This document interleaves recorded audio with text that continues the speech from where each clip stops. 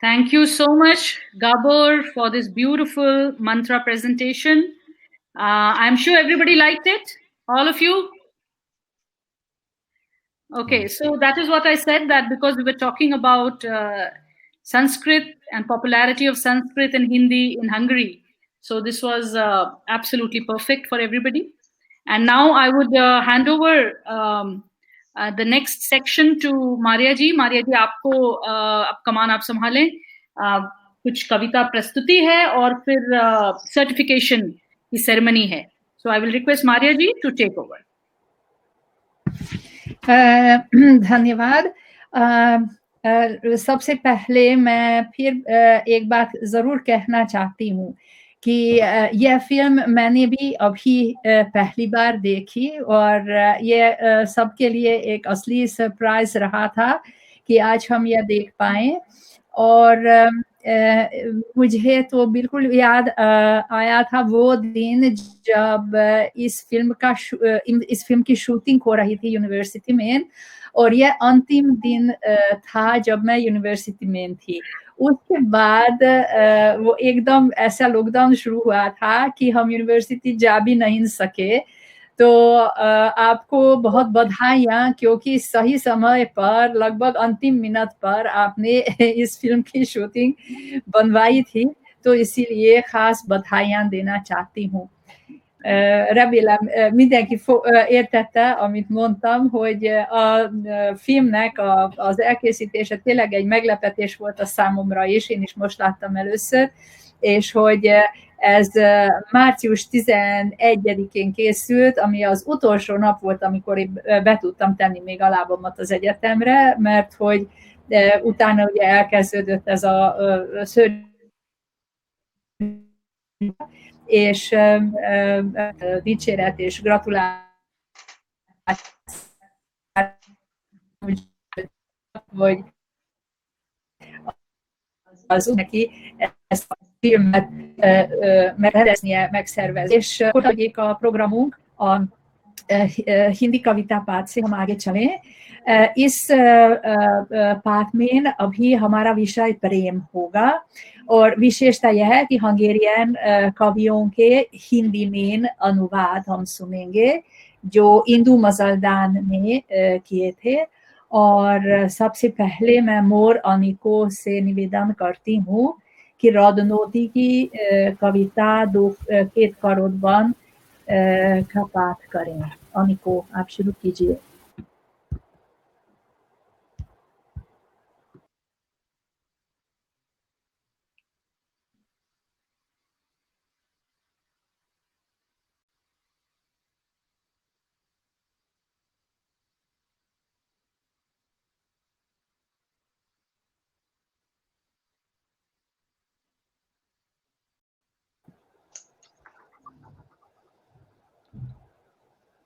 क्या कुछ गड़बड़?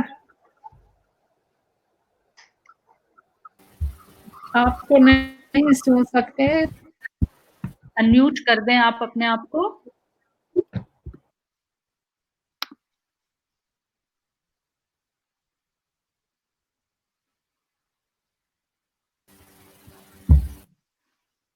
Can you unmute yourself? No. You can't? No. No, we can hear you. So you can start. अभी तो सुन सकते हैं आप? जी जी जी, शुरू करें.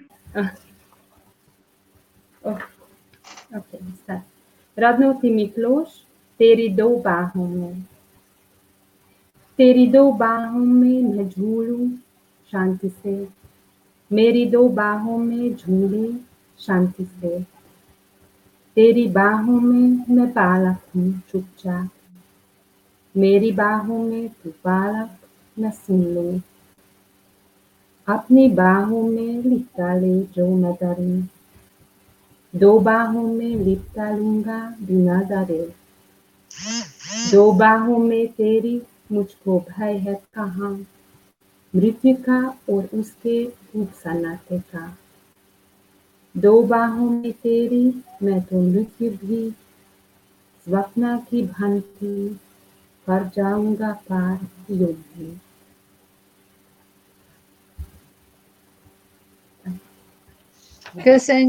Köszönjük, Anikó, ezt a szép verset, és akkor Borsos Lászlót kérném meg, hogy Vajda János 20 év múlva című versének a hindi fordítását mondja el nekünk.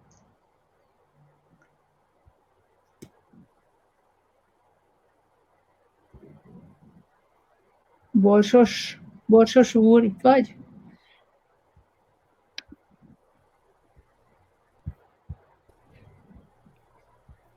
Már láttam feltűnni itt a képekben, hogy valahol itt kell, hogy legyen.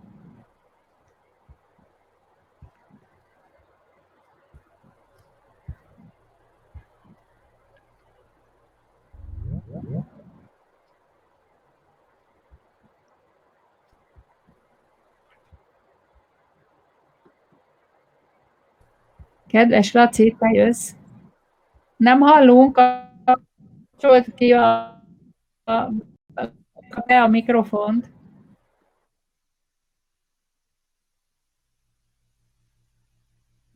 Még mindig nem hallunk téged, sajnos.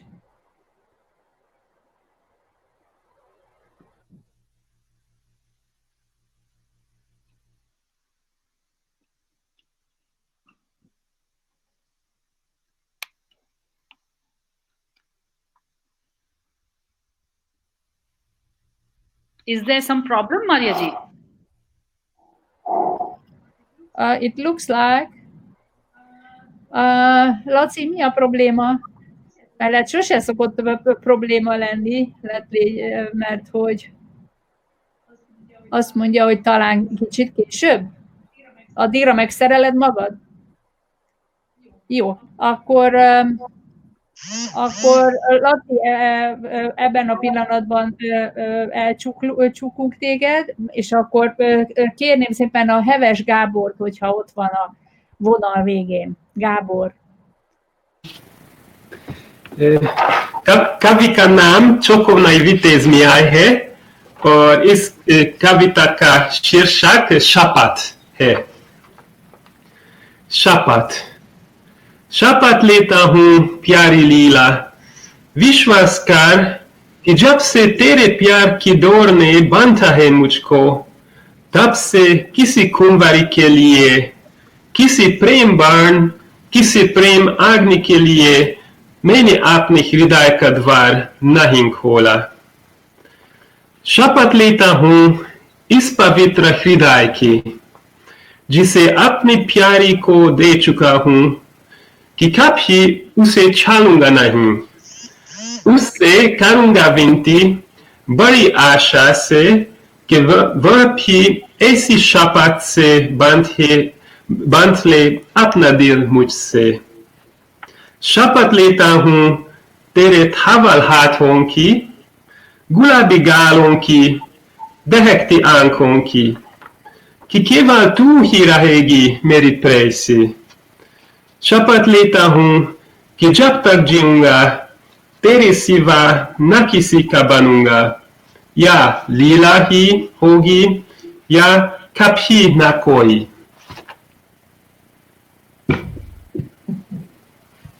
Köszönjük, és vagy lila, vagy tettük a fogot. Akkor a következő verset Mecsi Diánától szeretném hallani, aki Gida Jenőnek egy versét, Megbocsátódét című versét fogja hindiül elolvasni nekünk.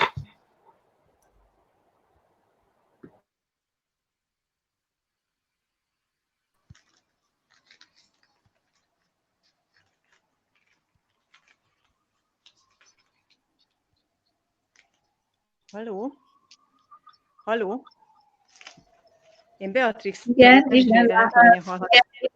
Mindenki szeretettel üdvözlök. Hát az a baj, hogy Dia nemrégen hívott telefonon, és mondta, hogy lemerülőben van a telefonjuk, és hogyha nem tud bejelentkezni, akkor én mondjam, hogy hát itt lett volna, és hát amíg nem tudják megoldani, akkor mondjam, hogy sajnos tehát, hogy mind a kettőjük. Megpróbálom még erről a telefonról. Erről hallatszik? Ja, akkor én lezárom. Akkor na tessék, látod, ha most tovább folytat. Igen. Igen, látunk, Hallatszik téged erről? meg hallunk is. Akkor megpróbálom. És Zsida látod, Jenő. hogyha jártál volna Jó. Indire, akkor most te is mondanád. Na, halljuk, amit lehet. Zsida Jenő, megbocsátod-e? Kják, samákarogi? Pavan humme, kják, samákarogi? Dúl urádi, nilvan najanon mentére.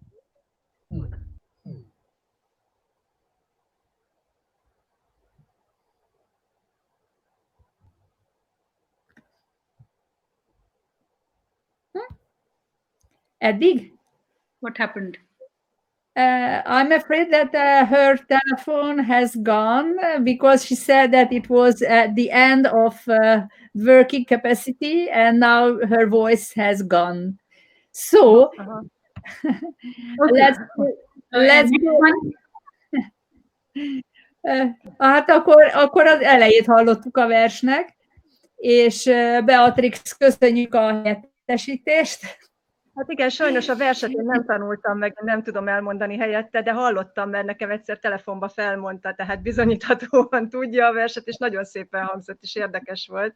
De hát sajnos én ezt nem tudom őt Nem baj, majd esetleg a nyitó ceremónián meghallgatjuk. Köszönjük minden esetre. Tanujaji, her phone has gone, and her sister explained the situation. And she said that Diana knows the poem very well because she told on phone to her. So I think let's try again. László, Borsos László. I hope meanwhile he could arrange his microphone. So Laci, let's hear you.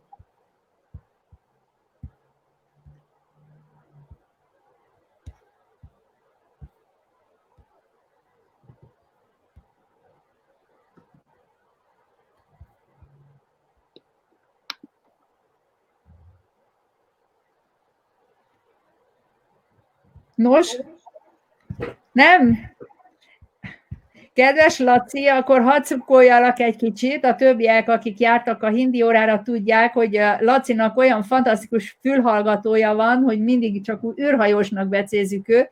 Szerintem az a baj, hogy ma nem az űrhajós fülhallgató van a füleden. Jó, hát akkor köszönöm szépen.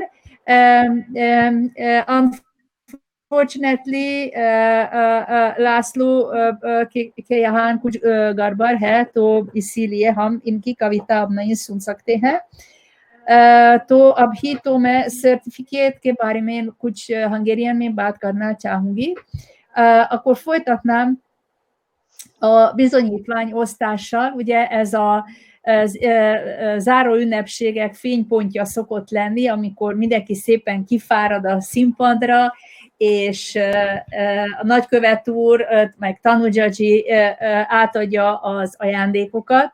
Most ez alkalommal ezt maximum csak virtuálisan tudnánk előadni, viszont minden esetre azt szeretném kihirdetni, hogy a bizonyítványok, illetve az ajándékok azok átvehetőek lesznek, úgyhogy július 1-e után, aki úgy érzi, hogy szeretne ehhez hozzájutni, az szíveskedjen elfáradni majd az indiai nagykövetségre. Az időt Berki Eszterre lehet esetleg e-mailen, most úgyis mindenki tudja az Eszter e-mail címét, tehát ott lehet pontosítani az időpontot, de minden esetre hát ez alkalommal az ünnepélyes átadás csak ilyen formában valósulhat meg.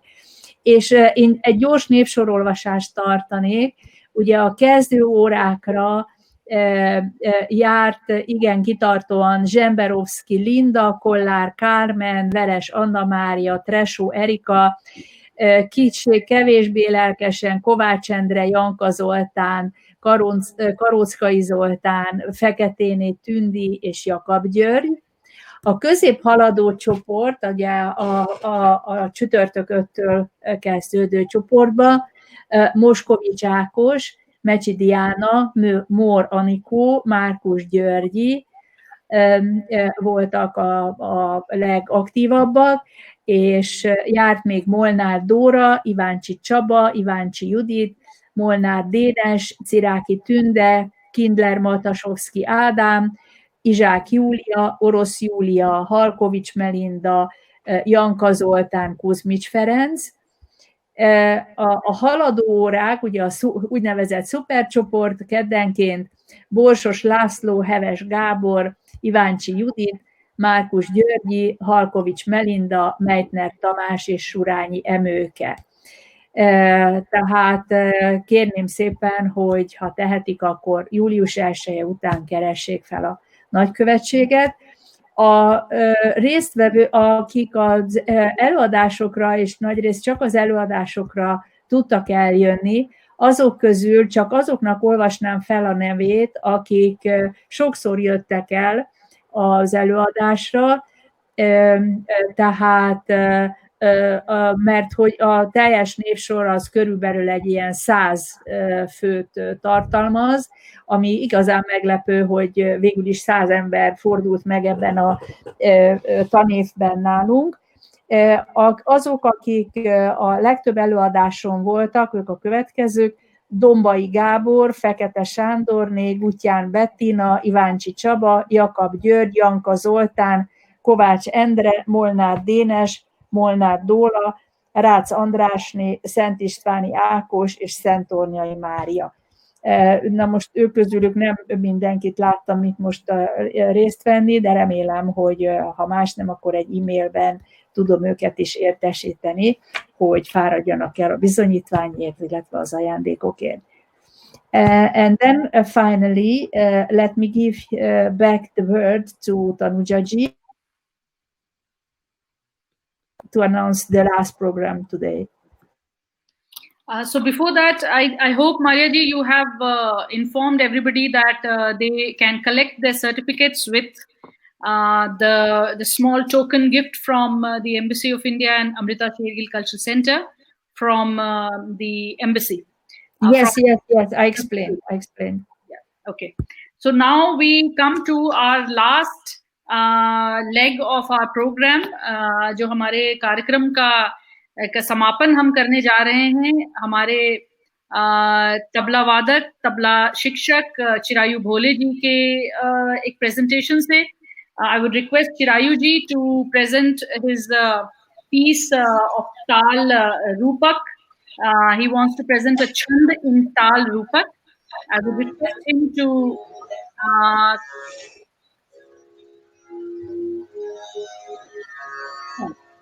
Thank you, madam. Can you listen to me properly? Okay. Namaste, Ambassador sir, Maria madam, and Tanuja madam, and all of my dear friends. Today we are celebrating the Hindi subject. So I'm just connecting that subject with my music. मैं थोड़ा हिंदी और English दोनों में बोलूंगा. उसका reason ये है क्योंकि जब भाषा होती है तो भाषा में व्याकरण मतलब ग्रामर होता है, उसमें छंद नाम का एक प्रकार आता है. म्यूजिक में भी और मेरे सब्जेक्ट में भी छंद नाम का एक प्रकार है.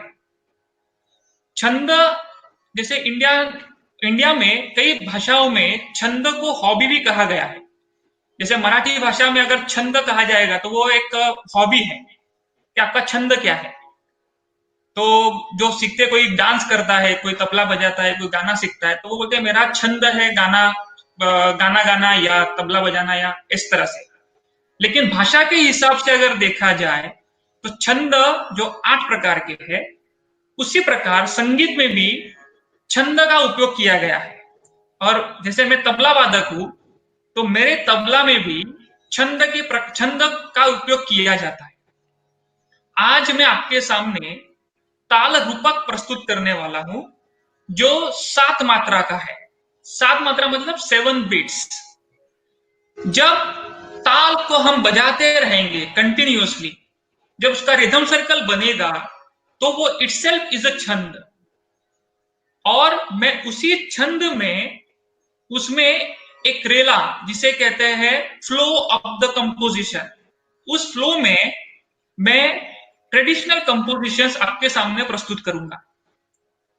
जो मैंने अपने गुरुजी के पास से सीखा है और जो दूसरे मेरे जो एक्सपर्ट्स गुरु रहे हैं उनके साथ मैंने सीखा हुआ है, वो आपके सामने में पढ़ंत करके बजाऊंगा। पढ़न मतलब rendition of the composition in the 7 beats. I hope you all like this. Thank you.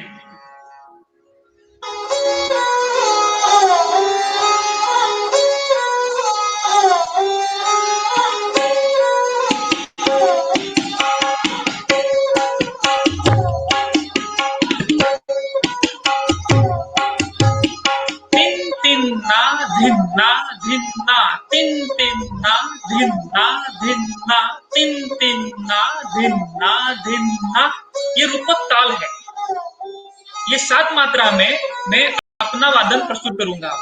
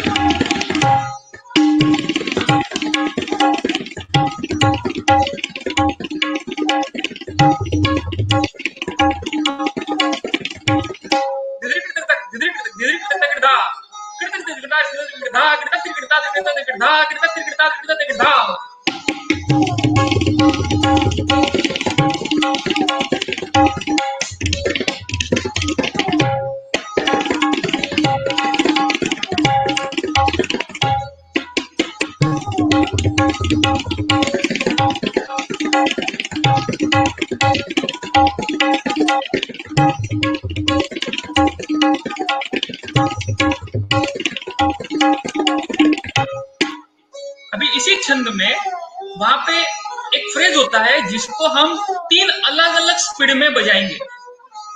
वो इस तरह से है, धान धान तकिट दात्र कदिकिट कतग दिगन धा धिन्ना धिन्ना धान धान तकिट दात्र कदिकिट कतग दिगन दात्र कदिकिट कतग दिगन धान धान तकिट तकिट दात्र कदिकिट कतग दिगन धा तकिट तकिट दात्र कदिकिट कतग दिगन धा तकिट तकिट दात्र कदिकिट कतग दिगन तीन तीन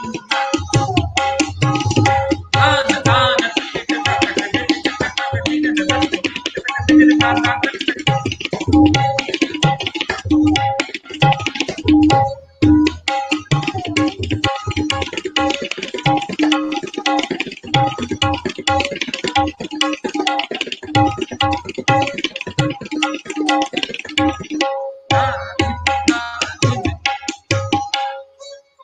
कंपोजिशंस में एक जो कंपोजिशन होता है जिसमें एक फ्रेज को 3 बार बजाया जाता है तभी वो डेस्टिनेशन पे आता है। ताल के डेस्टिनेशन मतलब ताल का सम, जिसे पहली मात्रा कहते हैं, first beat of the rhythm.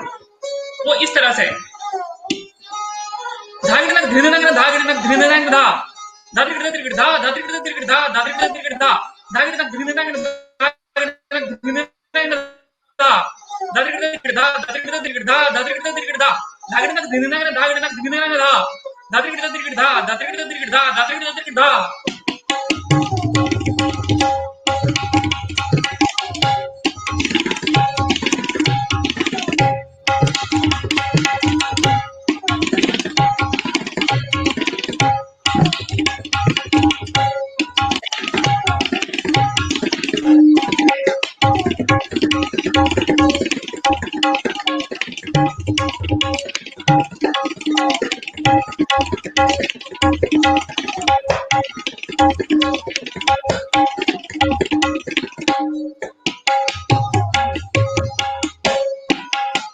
आखिरी 2 बंदिशें प्रस्तुत करूंगा जो पखावज से इंस्पायर्ड होकर आई है। तबले से पहले पखावज नाम का इंस्ट्रूमेंट था और है, उससे इंस्पायर होकर ये बंदिशें तबले पे आई। वैसे है दिन तिन्ना धिन्ना धिन्ना दिट दिट धागे दिट दिट दिट धागे दिट धागे न धागे दिट न धागे त्र कतिना के न कतिना धागे त्र कतिना के न कत दिट दिट गे दिट गे दिन धागे त्र कतिना कत दिट दिट गे दिट गे दिन धागे त्र कतिना कत दिट दिट गे दिट गे दिन धागे त्र कतिना कत।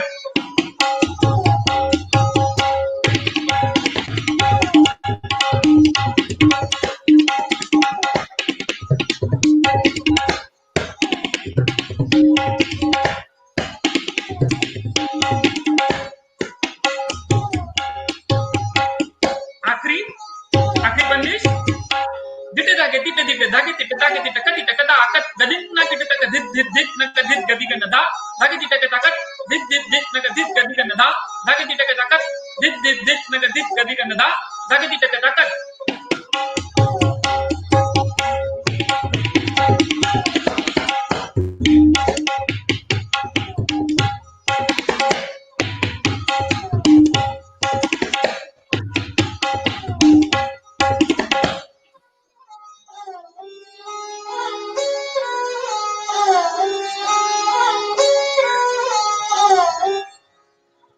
आई होप सबको अच्छा लगा होगा।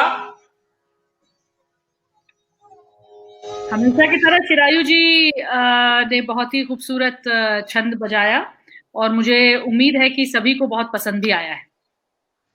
Thank you. धन्यवाद चिरायु जी आपके तबला वादन के लिए। Thank you very much Chirayu ji for such a beautiful presentation. I am sure all the students here and all the guests they like it. Thank you so much. Now we have come to the end of the program, and before I conclude today's program, I would like to thank all of you for being here for the closing ceremony of the annual Hindi course. I would like to congratulate all the students who completed another 1 year of the course, the new students as well as the people who have been here in the course for the last many semesters and years. Thank you so much, all of you, for being here. And I am hoping that you will continue your study of Hindi and continue to make all of us proud, because the beautiful poetry rendered by you was, I think it was really very nice, and it we can see that Maria ji and all the teachers who are teaching have done a very, very wonderful job. Thank you so much. Thank you, Ambassador Kumar Tuhin ji, for being here. Would you like to say a few words?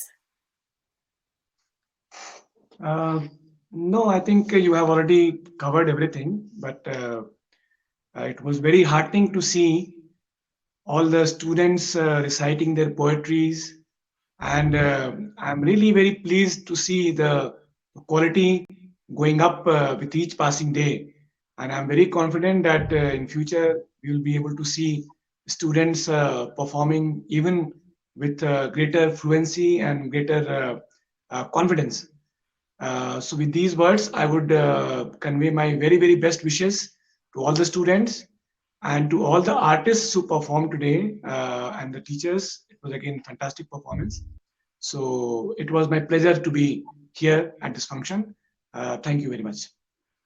Thank you, sir. Thank you, all the artists who presented their beautiful music. Gabor Koroshi, Chirayu Bholeji, and Sonali, who especially she recorded this dance for us because she couldn't be here. Mayaji, would you like to say something as a concluding remark?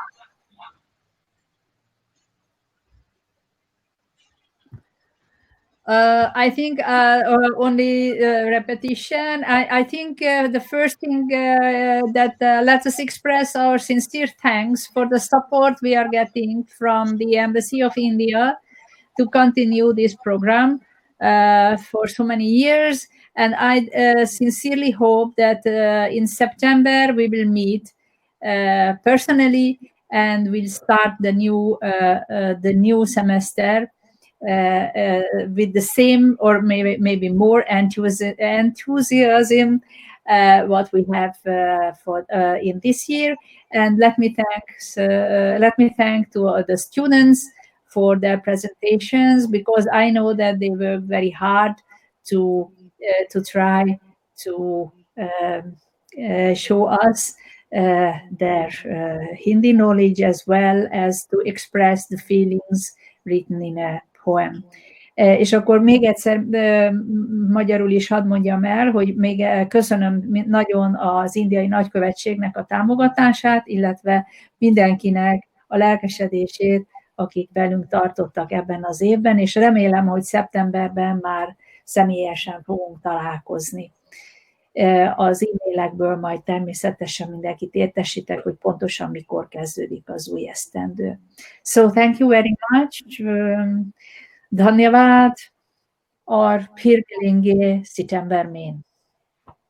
नमस्कार, जल्द ही मिलेंगे इस वादे के साथ मैं आज का कार्यक्रम समाप्त करती हूँ. धन्यवाद सभी को. नमस्कार. नमस्कार.